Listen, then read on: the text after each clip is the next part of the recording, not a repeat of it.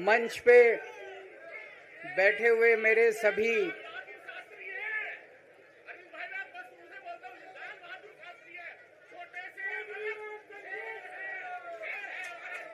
शुक्रिया। मंच पे बैठे हुए मेरे आम आदमी पार्टी के सभी साथीगण, नेतागण, आज यहाँ पे इतनी बड़ी संख्या में आए हुए सभी भाइयों बहनों और जो टीवी के माध्यम से इस वक्त देश भर में लोग देख रहे हैं, उन सभी भाइयों बहनों, माताओं, बुजुर्गों, बच्चों, आप सब लोगों को मेरा नमस्कार, सबको मेरा प्रणाम। I love you too. सबसे पहले मैं ऊपर वाले का शुक्रिया अदा करता हूं, भगवान का शुक्रिया अदा करता हूं, जिनकी हमेशा हम लोगों के ऊपर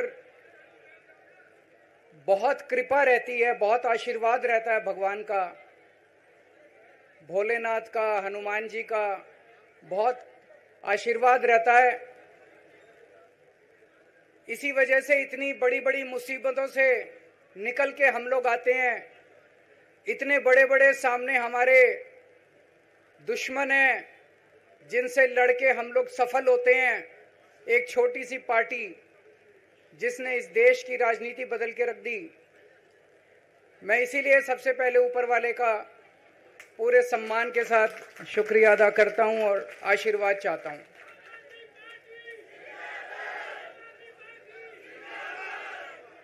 मैं उन लाखों लाखों लोगों का शुक्रिया अदा करता हूं जिन्होंने हम लोगों के लिए, जब हम लोग जेल में थे, मैं, मनीष सिसोदिया जी, संजय सिंह जी, विजय नायर जी, अभी सतिंदर जैन जी हैं, अमानतुल्लाह खान हैं, उनको वो भी जल्दी आएंगे मैं उम्मीद करता हूं। जिन जिन लोगों ने हमारे लिए दुआएं की, मन्नतें मांगी, मंदिर मस्जिद गिरजे गुरुद्वारे गए, उन सब लोगों का मैं तहे दिल से शुक्रिया अदा करता हूं।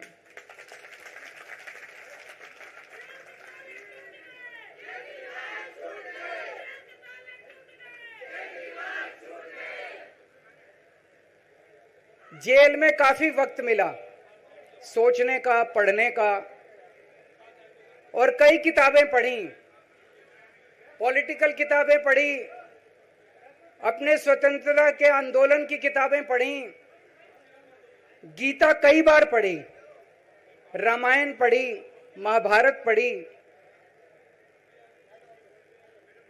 आज मैं अपने साथ एक किताब लेके आया हूं, ये भी मैंने कई बार पढ़ी, भगत सिंह की जेल डायरी। आप लोगों ने पढ़ी है? पढ़ना इसको जरूर, खरीद लेना, खरीद के इसको पढ़ना, भगत सिंह की जेल डायरी। जब भगत सिंह जेल में थे, आज से 90-95 साल पहले, उन्होंने जेल के अंदर अपने लेख लिखे थे, वो लेख इसमें हैं। और जेल के अंदर से उन्होंने बाहर कई लोगों को खत लिखे थे, उन्होंने अपने क्रांतिकारी साथियों को खत लिखे थे, उन्होंने देश के युवाओं के नाम खत लिखे थे। बलिदान से पहले साथियों को अंतिम पत्र 22 मार्च 1931, ये खत उन्होंने जेल से लिखा और उनके साथियों तक पहुंचाया अंग्रेजों ने। बटुकेश्वर दत्त की बहन प्रोमिला को पत्र, बचपन के दोस्त जयदेव गुप्ता को पत्र, वाइसरॉय को पत्र, ये सारे पत्र अंग्रेजों ने भगत सिंह के पहुंचाए। युवाओं के लिए जो पत्र लिखा, वो पत्र बकायदा युवाओं के एक सम्मेलन में पढ़ के सुनाया गया। भगत सिंह की शहादत के 95 साल बाद आजाद भारत के अंदर एक क्रांतिकारी मुख्यमंत्री जेल गया। मैं अभी जेल गया, मैंने जेल से एक ही पत्र लिखा था एलजी साहब को। 15 अगस्त था, देश का स्वाधीनता दिवस था। देश के आजादी के दिवस के ऊपर दिल्ली का मुख्यमंत्री दिल्ली सरकार की तरफ से झंडा फहराता है। मैंने एलजी साहब को 3 दिन पहले चिट्ठी लिखी, 15 अगस्त के 3 दिन पहले, कि एलजी साहब, मैं चूंकि जेल में हूं, मेरी जगह आतिशी जी को झंडा फहराने की इजाजत दी जाए। कुछ गलत तो नहीं लिखा? वो चिट्ठी मेरी एलजी साहब तक नहीं पहुंचाई गई, मुझे चिट्ठी वापस करी गई और मेरे को ये वार्निंग जारी की गई। ये वार्निंग भी लेके आया हूं, जिंदगी भर साथ रखूंगा ये मेरे को वार्निंग दी गई कि दूसरी बार अगर आपने एलजी साहब को चिट्ठी लिखने की हिम्मत करी तो आपके साथ जो फैमिली मुलाकात होती है हर हफ्ते, वो फैमिली मुलाकात बंद कर दी जाएगी। मैं मन में सोच रहा था, अंग्रेजों ने भी नहीं सोचा था कि आजाद भारत के अंदर 95 साल के बाद अंग्रेजों से ज्यादा क्रूर और अत्याचारी शासक इस देश के ऊपर आएगा। आपने सुना होगा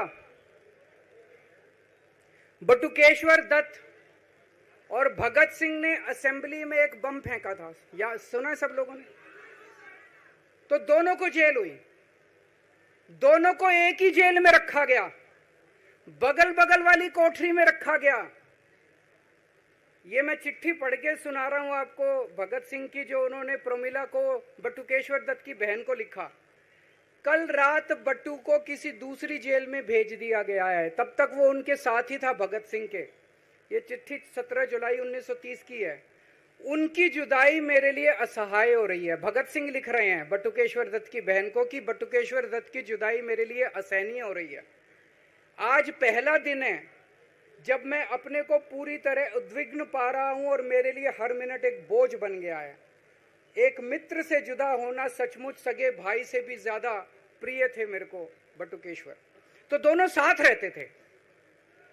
95 साल के बाद मनीष सिसोदिया और केजरीवाल एक ही केस में जेल जाते हैं।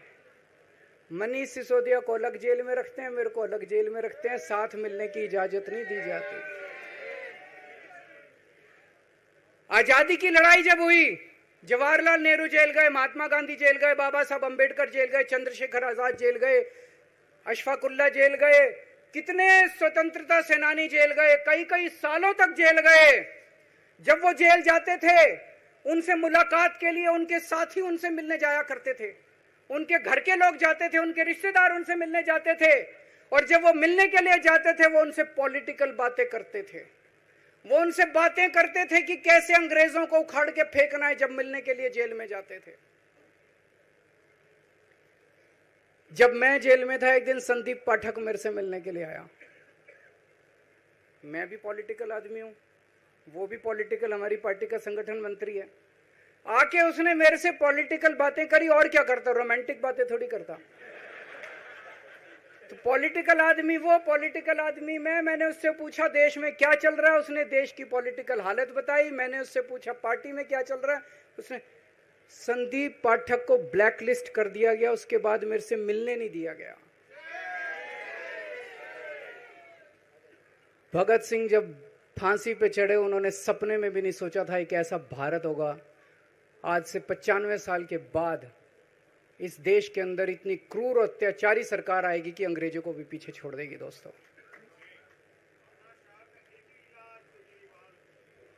मुझे जेल क्यों भेजा इन लोगों ने? ऐसा नहीं कि केजरीवाल ने कोई भ्रष्टाचार किया, वो इनको भी पता है, मेरे को भी पता है, आपको भी पता है। इन्होंने जेल क्यों भेजा मेरे को? इनका मकसद था आम आदमी पार्टी को तोड़ना। इनका मकसद था केजरीवाल के हौसले को तोड़ना, केजरीवाल की हिम्मत को तोड़ना।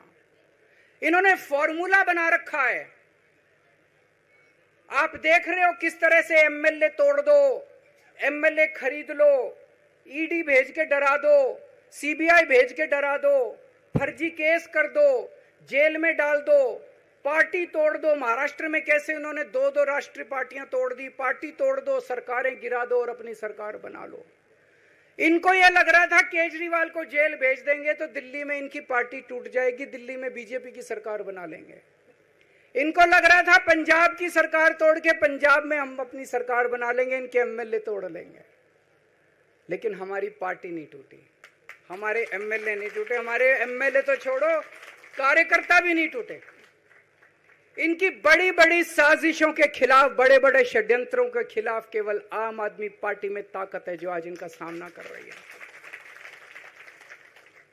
इनको लगा केजरीवाल के हौसले तोड़ देंगे। आज मैं आपके सामने खड़ा हूं और मैं पूरे विश्वास के साथ कह रहा हूं कि जेल के इन 150-200 दिन जो मैं जेल में रहा, इन दिनों ने मेरे हौसले को और 100 गुना बढ़ा दिया है, कम करने की बजाय। ये लोग पूछते हैं कि केजरीवाल जब जेल में था इसने इस्तीफा क्यों दिया, क्यों नहीं दिया? जेल में से सीएम के पद से इस्तीफा क्यों नहीं दिया? मैंने इस्तीफा इसलिए नहीं दिया क्योंकि मैं देश के जनतंत्र को बचाना चाहता था। इन्हें जो इतने फॉर्मूले बना रखे हैं, एमएलए तोड़ दो, पार्टियां तोड़ दो, एमएलए खरीद लो, डरा दो, अब एक फॉर्मूला और इन्होंने नया बनाया है। जहां जहां ये चुनाव हारे वहां वहां के मुख्यमंत्री पे फर्जी केस करके उसको गिरफ्तार कर लो और उसकी सरकार गिरा दो। अगर मैं इस्तीफा दे देता, अगर मैं हेमंत सोरेन साहब ने इस्तीफा दिया, मैं भी इस्तीफा दे देता, इन्होंने सीतारमैया पे भी अभी केस किया है, इस सीतारमैया साहब के ऊपर, इन्होंने पिनाराई विजयन के ऊपर भी केस कर रखे हैं, ममता दीदी के ऊपर केस कर रखे हैं। ये एक ऑपोजिशन के मुख्यमंत्री को नहीं छोड़ते, एक एक को पकड़ के फर्जी केस कर करके उनको जेल में डाल देते और एक एक की सरकार गिरा देते। मैं जेल में गया, अभी 10 दिन पहले सुप्रीम कोर्ट की एक बेंच ने पूछा सरकार से कि जेल के अंदर से सरकार क्यों नहीं चल सकती। बड़ा आप लोगों ने अखबार में, सुप्रीम कोर्ट ने पूछा है केंद्र सरकार से कि जेल के अंदर से सरकार क्यों नहीं चल सकती, तो जेल के अंदर से सरकार साबित कर दिया हमने।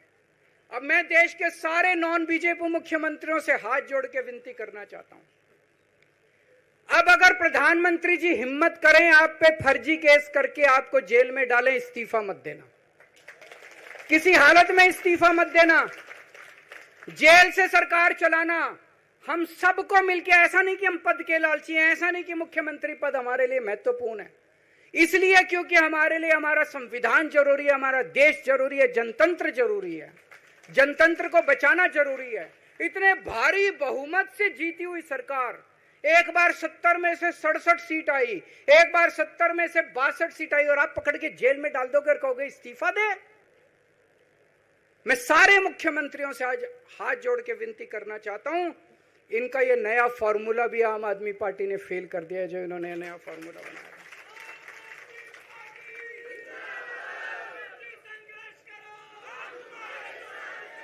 आज इनकी हर षड्यंत्र, हर साजिश से सामना करने की ताकत आम आदमी पार्टी में है। क्यों? क्योंकि हम ईमानदार हैं। दिल्ली में सरकारी स्कूल थे, गरीबों के बच्चे सरकारी स्कूल में पढ़ने जाया करते थे। सरकारी स्कूलों की हालत बहुत खराब थी, गरीबों के बच्चों का कोई भविष्य नहीं था। 16 लाख बच्चे दिल्ली के सरकारी स्कूलों में पढ़ते थे। टूटे फूटे टिन के स्कूल थे, डिब्बे थे, स्कूल क्या डिब्बे थे, कोई पढ़ाई नहीं होती थी, गरीबों के बच्चों का भविष्य खराब था। उन गरीबों के बच्चों को पिछले 10 साल के अंदर 18 लाख बच्चों को हमने सरकारी स्कूल अच्छे बना के भविष्य दिया है। हम ये कैसे कर पाए? हम ये कर पाए क्योंकि हम ईमानदार हैं। आज अगर किसी के घर में कोई बीमार हो जाए, प्राइवेट में ले जाओ, लाखों लाखों रुपए खर्च हो जाते हैं। अगर थोड़ी सी सीरियस बीमारी हो, छोटी सी बीमारी हो, 10-15 हजार रुपए कहीं नहीं गए, इन बड़े बड़े अस्पतालों में ले जाओ। दिल्ली के अंदर हर सरकारी अस्पताल को शानदार बनाया, नए नए सरकारी अस्पताल खोले, गली गली में मोहल्ला क्लिनिक खोला, लोगों की चाहे अमीर हो चाहे गरीब हो, सबका इलाज, सबकी दवाइयां, सबके टेस्ट, पूरा इलाज मुफ्त कर दिया। क्यों? क्योंकि हम ईमानदार हैं। आज दिल्ली की महिलाएं जब बस में सफर करती हैं, उनकी टिकट नहीं लगती। बाकी देश की सरकारें घाटे में चल रही हैं, दिल्ली की सरकार ये सब सुविधा देने के बावजूद फायदे में चल रही है। क्यों? क्योंकि हम ईमानदार हैं। आज दिल्ली के अंदर इतनी सुविधाएं, 24 घंटे बिजली आती है आज दिल्ली में, पहले 8-8 घंटे के पावर लगते थे। हम ये कर पाए क्योंकि हम ईमानदार हैं। आज दिल्ली के लोगों को फ्री बिजली मिल रही है। कैसे? क्योंकि हम ईमानदार हैं। आज दिल्ली में जगह जगह सीसीटीवी कैमरे लग गए, स्ट्रीट लाइट्स लग रही हैं, लोगों को तीर्थ यात्रा कराई जा रही है। इतने कच्ची कॉलोनियों के अंदर पिछले 75 साल में इतनी सड़कें और गलियां नहीं बनी जितनी पिछले 10 साल के अंदर हमने सड़कें और गलियां बना दी। 75 साल के अंदर दिल्ली में इतनी पानी की पाइपलाइन नहीं डली जितने पिछले 10 साल के अंदर पानी की पाइपलाइन डाल दी। कहां से आया पैसा? क्यों? क्योंकि हम ईमानदार हैं। ये हमारी ईमानदारी से डरते हैं, ये हमारी ईमानदारी से डरते हैं। ये बिजली फ्री नहीं कर सकते, क्यों? ये बेईमान है। ये स्कूल ठीक नहीं कर सकते, इनकी 30-30 साल से सरकारें चल रही हैं कई राज्यों के अंदर, 25-25 साल से, 15-15 साल से इनकी सरकारें चल रही हैं। ये स्कूल ठीक नहीं कर सकते, अस्पताल ठीक नहीं कर सकते, ये फ्री इलाज नहीं दे सकते, ये बिजली फ्री नहीं कर सकते, ये 24 घंटे बिजली नहीं कर सकते। क्यों? ये बेईमान, ये बेईमान है। आज इन्होंने ईडी छोड़ दी, इनकम टैक्स छोड़ दिया, दिल्ली पुलिस छोड़ दी, इतने केस कर दिए हमारे ऊपर, और हम डट के खड़े हैं इनके खिलाफ, इनका मुकाबला कर रहे हैं, क्योंकि हम ईमानदार हैं। इसलिए ये मेरे को बेईमान साबित करना चाहते हैं, ये मेरे को बेईमान साबित करना चाहते हैं। मेरे ऊपर कीचड़ फेंक रहे हैं, मेरे ऊपर लांछन लगा रहे हैं, मुझे सुबह शाम गालियां देते हैं, लेकिन मेरे लिए बीजेपी इंपॉर्टेंट नहीं है, मेरे लिए आप लोग इंपॉर्टेंट हो। अगर देश की जनता, दिल्ली की जनता को लगता है केजरीवाल बेईमान है, मैं 1 मिनट के लिए सीएम की कुर्सी पे भी नहीं बैठूंगा। 1 मिनट के लिए मैं बैठने को तैयार नहीं। मैंने अपने जीवन में कुछ नहीं कमाया, मेरा बैंक अकाउंट खाली है, हमारी पार्टी का बैंक अकाउंट खाली है। मैंने जिंदगी में कुछ नहीं कमाया, अपनी इज्जत और अपनी ईमानदारी के सिवा मेरे पास कुछ नहीं है। आज इनकम टैक्स में कमिश्नर की नौकरी करता था, 2000 में नौकरी छोड़ के सन 2000 से 2010 तक 10 साल मैंने दिल्ली की झुग्गियों के अंदर बिताए हैं। कुछ महीने दिल्ली की झुग्गियों में जाके रहा मैं, झुग्गी के अंदर, नंद नगरी, सुंदर नगरी की झुग्गियों के अंदर मैंने गली गली में खाक छानी है कि गरीब आदमी रहता कैसे, उसके घर का गुजारा कैसे चलता है। अगर पैसे कमाने हो तो इनकम टैक्स कमिश्नर की नौकरी बुरी नहीं थी। और जब मैंने नौकरी छोड़ी थी तब कोई पार्टी नहीं थी, कुछ नहीं थी। ऐसा नहीं था कि उस टाइम ये था मुख्यमंत्री बनने चला था या कोई पार्टी, कुछ नहीं था, कोई भविष्य नहीं था, केवल देश के लिए जुनून था कि देश के लिए कुछ करना है, देश के लिए कुछ करने हैं। 49 दिन की सरकार के बाद इस्तीफा दिया था, अपने असूलों के लिए इस्तीफा दिया था, किसी ने इस्तीफा मांगा नहीं था, अपने आप इस्तीफा दिया था। आज के तारीख में, आज के जमाने में कोई अपनी चपरासी की नौकरी नहीं छोड़ता। मैंने मुख्यमंत्री की कुर्सी छोड़ी थी, अपने आप छोड़ी थी। ना पद का लालच है, ना दौलत का लालच है, केवल देश के लिए कुछ करने का जुनून है, देश के लिए कुछ करने के लिए आए हैं।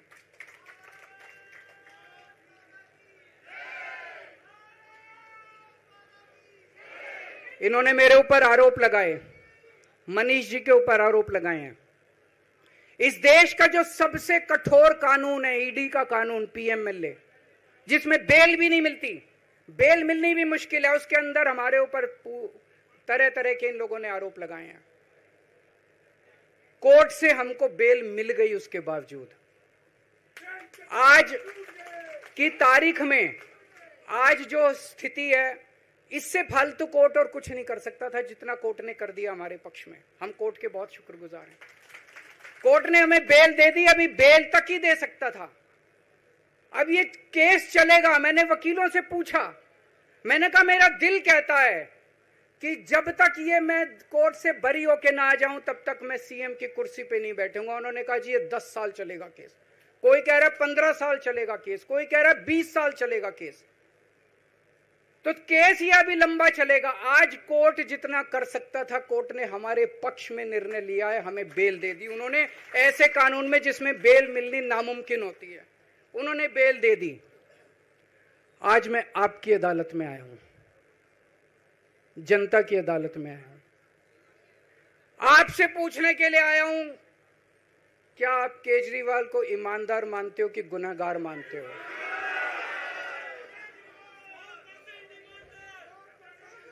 मैं दिल्ली की जनता से पूछना चाहता हूं, मैं देश की जनता से पूछना चाहता हूं कि क्या केजरीवाल ईमानदार है कि गुनहगार है? दोस्तों, 2 दिन के बाद, आज से 2 दिन के बाद मैं सीएम की कुर्सी से इस्तीफा देने जा रहा हूं।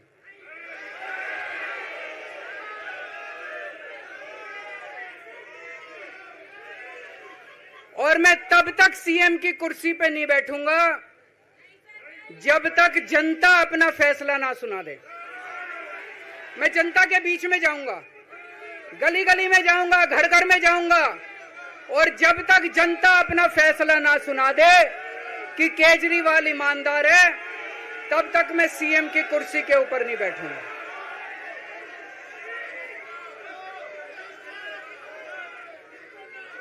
आज से कुछ महीने बाद चुनाव है, दिल्ली के चुनाव है। मैं जनता को निवेदन करना चाहता हूं, अपील करना चाहता हूं, अगर आपको लगता है केजरीवाल ईमानदार है, मेरे पक्ष में वोट दे देना। अगर आपको लगता है केजरीवाल गुनहगार है, मेरे को वोट मत देना। आप अगर मेरे को, आपका एक एक वोट मेरी ईमानदारी का सर्टिफिकेट होगा। अगर आप मेरे को वोट देके जिताओगे और अगर आप कहोगे कि केजरीवाल ईमानदार है, तो चुनाव के बाद, उसके बाद जाके मैं सीएम की कुर्सी पे बैठूंगा। तब तक मैं सीएम की कुर्सी पे नहीं बैठूंगा।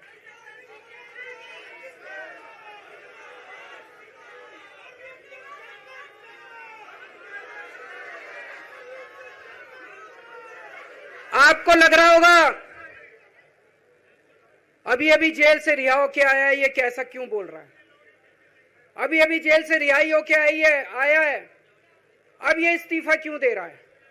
इन्होंने मेरे ऊपर आरोप लगाया है, इन्होंने आरोप लगाया है कि केजरीवाल चोर है, इन्होंने आरोप लगाया है केजरीवाल भ्रष्टाचारी है, इन्होंने आरोप लगाया है केजरीवाल ने भारत माता के साथ धोखा किया है। ये करने के लिए नहीं आया था मैं, सत्ता से पैसा और पैसे से सत्ता, इस खेल के खेलने के लिए मैं नहीं आया था। मैं देश के लिए कुछ करने के लिए आया था। जब 14 साल के बाद भगवान राम वनवास से लौटे, सीता मैया को अग्नि परीक्षा देनी पड़ी थी। आज मैं जेल से आया हूं, मैं अपनी अग्नि परीक्षा देने के लिए तैयार हूं।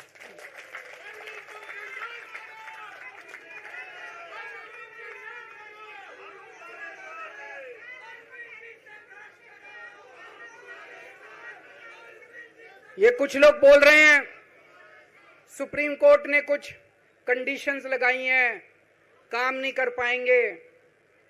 पिछले 10 साल में इन लोगों ने कंडीशन लगाने में कोई कसर छोड़ी थी? एलजी साहब ने कंडीशन लगाने में कोई कसर छोड़ी थी? केंद्र सरकार ने 1 कानून, 2 कानून, 3 कानून, कानून पे कानून डाल के मेरी पावर छीन ली, पर आपके काम बंद नहीं होने दिए मैंने। ये कंडीशन हमारे लिए कोई वो नहीं रखती, कोई हमारे लिए अड़चन पैदा नहीं करती ये कंडीशन। इन कंडीशन को भी देख लेंगे, लेकिन मेरे लिए जो मायने रखता है वो है, मैंने अपनी जिंदगी में ईमानदारी कमाई है। अगर आपको लगता है केजरीवाल ईमानदार है, जम के वोट दे देना मेरे पक्ष में। चुनाव के बाद सीएम की कुर्सी पे जाके बैठूंगा।